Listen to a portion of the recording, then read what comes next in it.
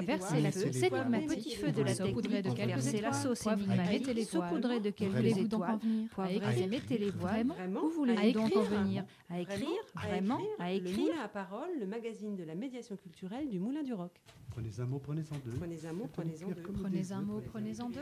Bonjour, bienvenue en ce premier magazine de l'année 2016. Le Moulin du Roc est heureux aujourd'hui d'inviter Morgane et Louis. Alors tous les deux, vous êtes en première L, option Histoire des Arts au lycée Jean Massé à Niort. Bonjour Morgane. Bonjour. Bonjour Louis. Bonjour. Et puis Nicolas Margeau, leur enseignant d'histoire et histoire des arts, également leur professeur principal.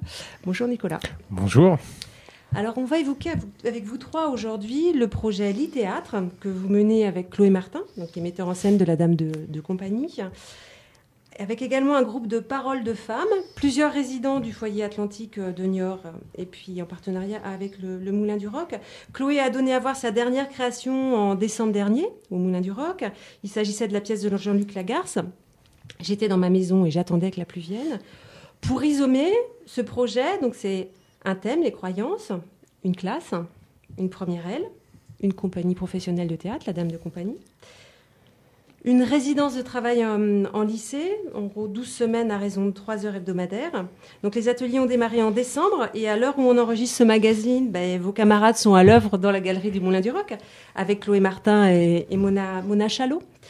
Nicolas, comment naît l'idée d'un projet comme celui-ci ? Au départ, l'objectif, c'était de valoriser la filière littéraire, qui est une filière, surtout au lycée Jean Massé, qui est très axée sur les arts en général, l'art contemporain en particulier, à travers ces différentes options que sont l'option art visuel, art plastique, art du son, ce que l'on connaît sous le nom d'option musique, et aussi l'option histoire des arts. Et l'idée, c'était de montrer à quel point c'était important aujourd'hui pour de jeunes lycéens de se frotter à l'art contemporain, non pas de manière théorique, mais de manière pratique, dans une logique finalement d'insertion des élèves dans un espace créatif vivant, et de montrer qu'ils étaient à la fois certes d'excellents potentiels spectateurs de l'art, mais qu'ils pouvaient être acteurs d'une création collective, acteurs d'une formation qui est la leur et qui ouvre en plus sur des champs professionnels divers et variés, d'où la nécessité de les confronter aussi aux différents partenaires qui peuvent participer de cette aventure. Je pense notamment au Moulin du Roc, je pense aussi au foyer des jeunes travailleurs, je pense au groupe de parole des femmes dont tu parlais tout à l'heure. L'idée étant de leur dire que voilà, non seulement l'art est essentiel pour fabriquer de futurs citoyens éclairés, mais c'est aussi derrière tout un champ de métiers, toute une perspective de profession, et que la filière littéraire ouvre à tout cela.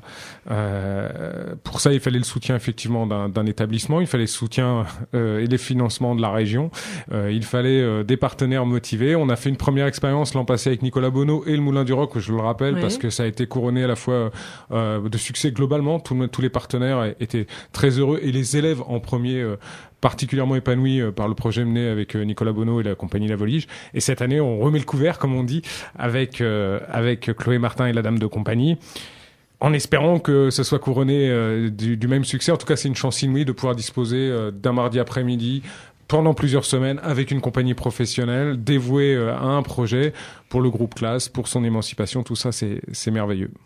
En fait, vous en parlez comme une histoire pédagogique et théâtrale. Donc c'est une histoire pédagogique et théâtrale qui est partagée aussi avec Chloé Martin. Du coup, comment avez-vous croisé son chemin ? En fait, on cherche toujours avec le Moulin du Roc au départ une compagnie en résidence de création. Ça, c'est le point de départ. Et on s'adapte ensuite à la création en cours. C'est-à-dire que si la création est sur le modèle, comme l'an dernier, c'était avec Nicolas Bonneau, puisque c'était le spectacle d'Ali. Donc la question du racisme était posée. Donc on a questionné à travers cet angle thématique le racisme. Qu'est-ce que ça évoquait pour les élèves aujourd'hui ? Là, avec Chloé Martin, on travaille sur les croyances. Donc sur les croyances, savoir est-ce que les croyances pour un élève peuvent être émancipatrices ou est-ce qu'elles sont au contraire des contraintes? Est-ce que la croyance permet de s'ouvrir sur le monde ou au contraire la croyance nous aveugle sur notre possibilité d'être libre? Toutes ces questions-là, c'est des questions très concrètes pour des lycéens et c'était très intéressant qu'ils puissent les exprimer à travers le masque théâtral.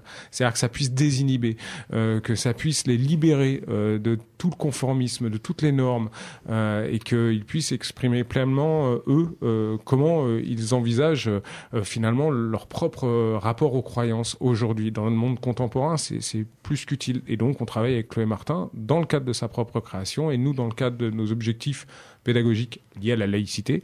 Voilà comment on peut faire cette synthèse et que ça soit épanouissant pour tous. Donc là, vous êtes en gros à peu près à mi-parcours. Oui. C'est ça. Voilà. Et bien, Morgane et Louis, comment avez-vous abordé dans les ateliers cette question de rapport aux croyances?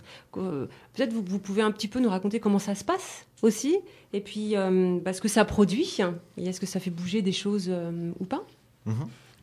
En début de séance, on est arrivé et on a commencé par poser le décor. On a cherché les idées. Qu'est-ce que pour nous qu'est-ce que ça voulait dire pour nous, croyances, les idées qui en ressortaient. Et puis, avec ça, on a commencé à jouer sur le plateau. On fait des exercices, à regarder notre potentiel. Et puis voilà. T'as quelque chose à ajouter, Louis? Non, je pense que c'est bien résumé. C'est ça, c'est que, en fait, on doit tous parler de nos croyances chacun. Et on se rend compte que nos croyances étaient futiles à l'époque. Et pourtant, on en a toujours maintenant. Du coup, on se dit peut-être que si on fait ce projet, on arrivera à ce que les croyances de maintenant, les gens se rendent compte que ce sont des futilités, finalement. C'est difficile de parler de ces croyances en groupe? Il faut choisir les bons termes, les bons mots. Il ne faut pas... Parce qu'on risque de se tromper. L'amalgame est vite arrivé. Ouais, c'est ça. C'est qu'on a toujours peur de dire un mot de travers parce qu'on sait jamais comment les autres vont le prendre, même si c'est nos amis, c'est notre classe, mais... Et alors, ils le prennent comment? En fait, au final, on est tous à peu près pareils. On dit nos croyances, puis en fait, au bout d'un moment, on n'a même plus peur du jugement parce qu'on a tous les mêmes croyances, en fait, finalement. On est tous complémentaires. Vous pouvez nous en parler un peu de ces croyances? C'est quoi ce qui émerge? Alors, en fait, c'est vraiment, on a commencé par les choses simples. On avait commencé par rapport au mythe de notre enfance, comme le Père Noël, la petite souris, en passant par les lutins. On pensait à tout ça. Et au fur et à mesure qu'on avançait, on a commencé à parler des croyances de la vie, comme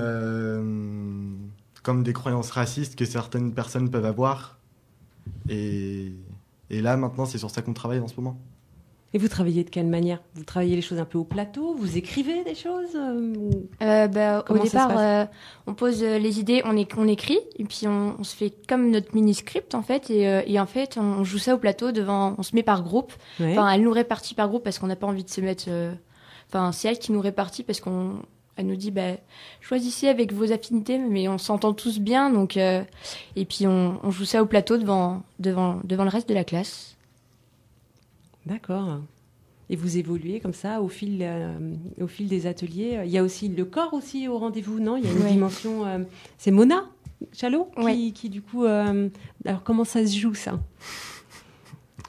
Je sais pas, franchement c'est compliqué, mais c'est super bien à la fois parce que on se rend compte qu'on fait des choses qu'on pensait pas faire devant des gens, ou bien vraiment devant un cercle très intime, et que là maintenant on est complètement libéré, quoi. C'est ça qui est super.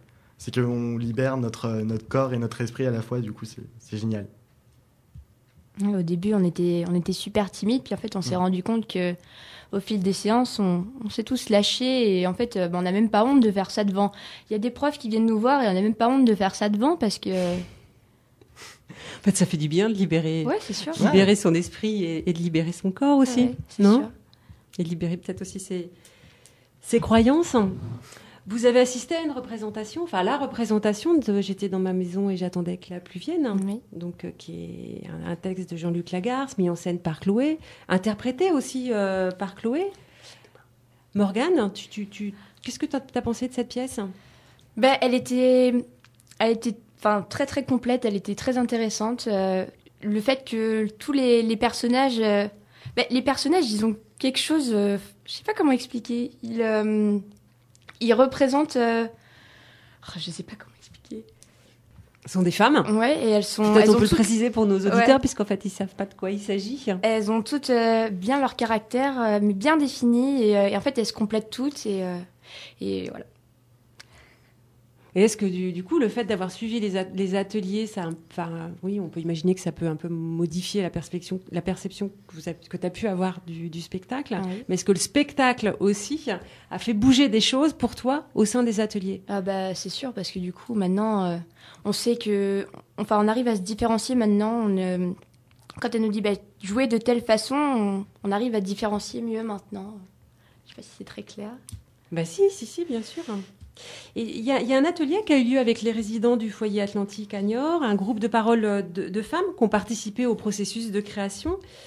Lequel de vous deux c'est plutôt toi, Nicolas, qui était présent à cet atelier? Oui, on était présent avec l'ensemble du groupe classe. Ce qui était aussi très intéressant, c'est que là, on est face à des univers générationnels, puisque ça faisait écho quand même à la pièce de Chloé Martin qui pose cette question de la transmission des croyances de génération en génération et de l'enfermement dans ces croyances au sein des familles. Et là, c'était intéressant parce qu'on avait plusieurs générations entre les résidents du FJT plus les médiateurs qui étaient présents, plus le groupe de parole des femmes de tous âges. Et bien derrière ça, on avait véritablement confronté à ces lycéens qu'est-ce que c'était que finalement même mettre des questions toutes simples, la place de l'aîné dans une famille, comment on élève le premier, le second, est-ce qu'on les élève de la même façon, qu'est-ce qu'on transmet de génération en génération. Toutes ces questions-là, elles ont été évoquées de manière, là encore, très libre, très ouverte. Là, faut saluer quand même le talent de Chloé Martin, qui sait très bien faire tout ça, de permettre à ce que tout ce beau monde, alors qu'une personne se connaissait préalablement, que tout ce beau monde ait pu discuter comme si on se retrouvait autour d'un café tous les dimanches, quoi. Et d'ailleurs, vous allez vous retrouver autour du prochain café. C'est une image, mais en janvier, vous vous retrouverez à nouveau. Et il est question derrière aussi de créer un objet artistique. On va l'évoquer tout à l'heure, mais on va se retrouver après une petite pause musicale.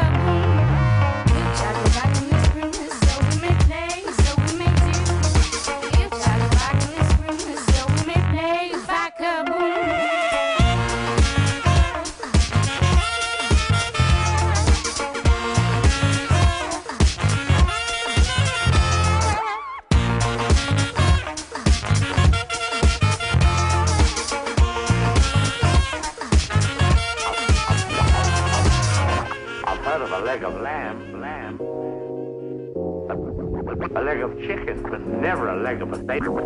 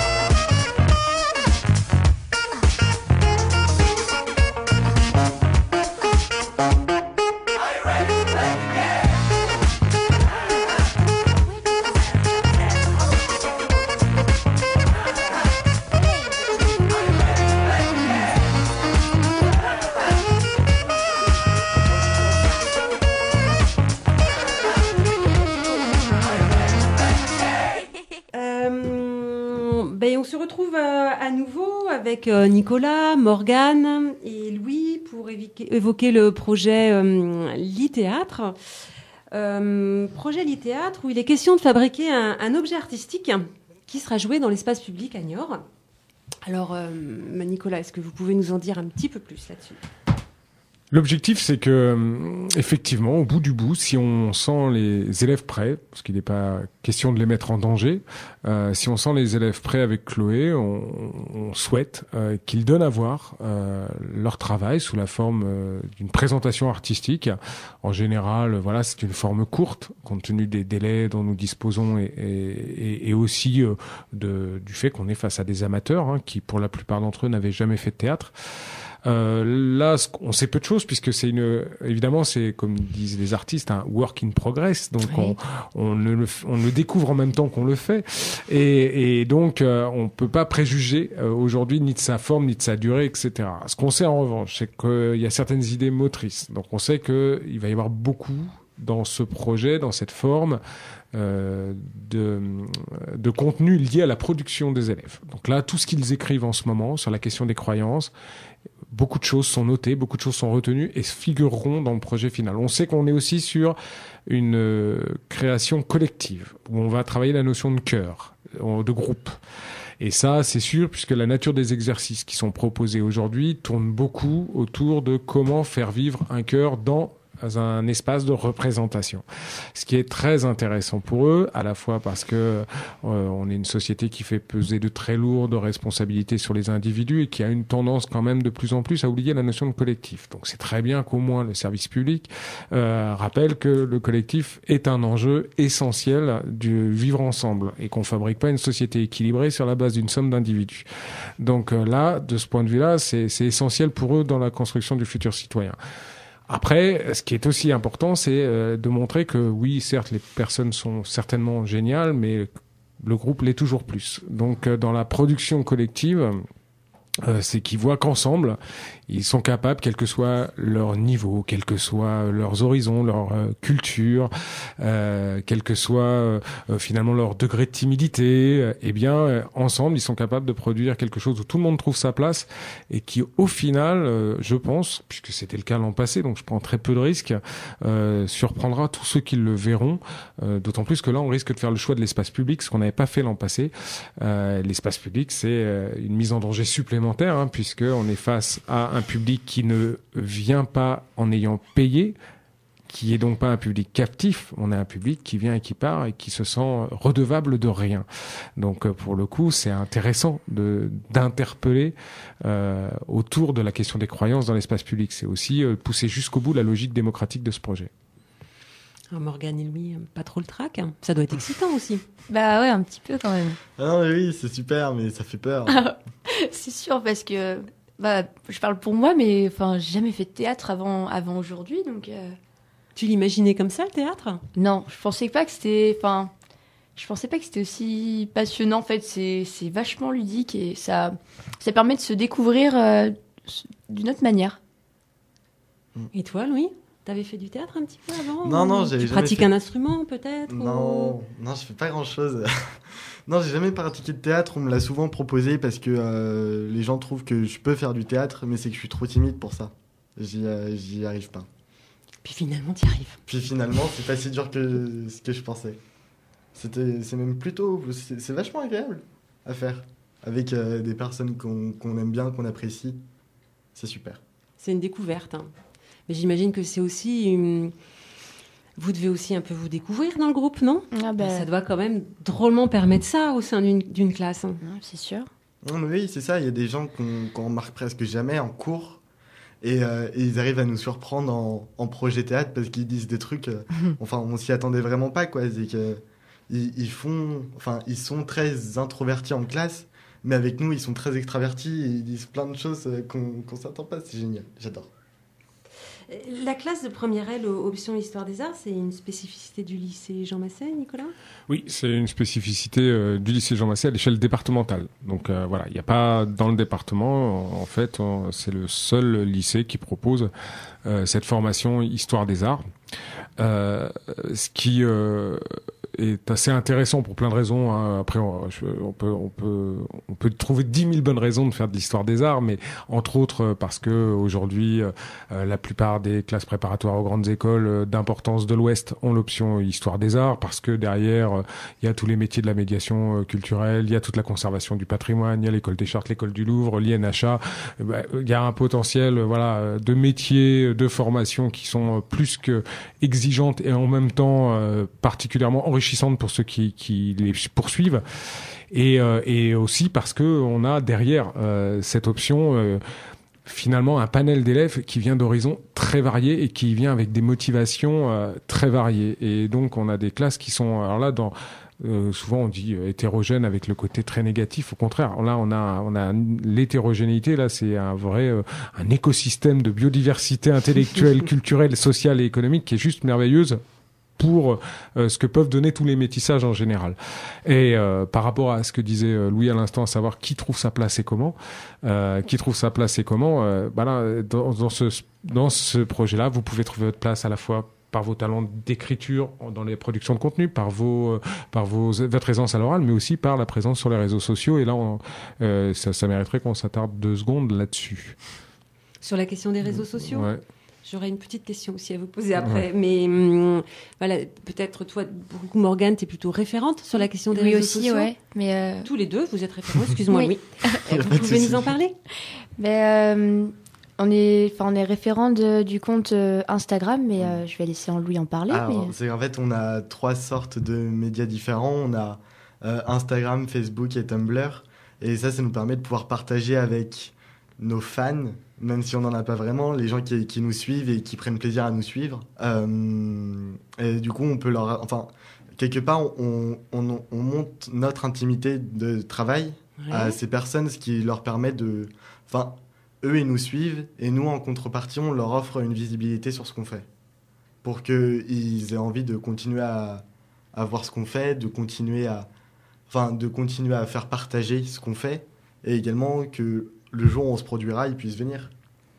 Et puis pour assurer l'année prochaine, pour qu'il y ait des secondes de cette année qui viennent, qui aient envie de venir, parce que on est là pour leur montrer aussi l'envers du décor, parce que on se dit l'histoire des arts, voilà quoi, alors que finalement en fait on s'entend, c'est vraiment un super classe avec un super projet, ouais, puis c'est vraiment quelque chose, c'est quelque chose à faire quoi, c'est vraiment. C'est vrai.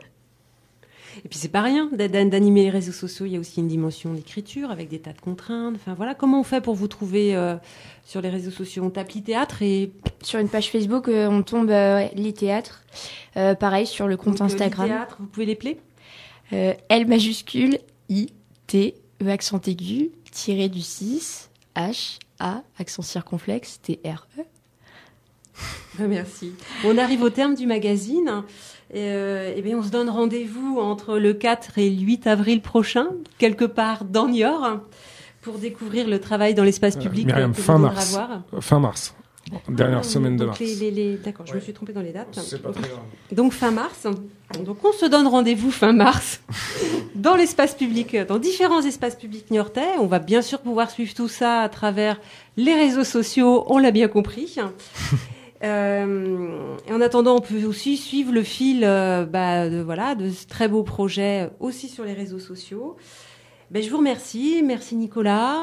Merci Morgane. Merci Louis. Merci à Thomas à la technique. Prenez un mot, prenez-en 2. Faites-les cuire comme des œufs. Prenez un mot, prenez-en 2. Prenez un mot, prenez-en 2. Faites-les cuire comme des œufs. Puis un petit d'innocence, faites un grand morceau d'innocence. Petit feu de la chauffée à verser la sauce. C'est ma petit feu de la saupoudrée de quelques étoiles. La sauce mettez les saupoudrées de quelques étoiles. Poivrez et mettez les voiles. Où voulez-vous donc en venir ? À écrire, vraiment, à écrire. Le Moulin à Parole, le magazine de la médiation culturelle du Moulin du Roc. Prenez un mot, prenez-en 2. Prenez un mot, prenez-en 2. Prenez un mot, prenez-en 2. Faites un mot, prenez-en 2. Prenez un petit bout de sens, puis prenez un petit bout de sens.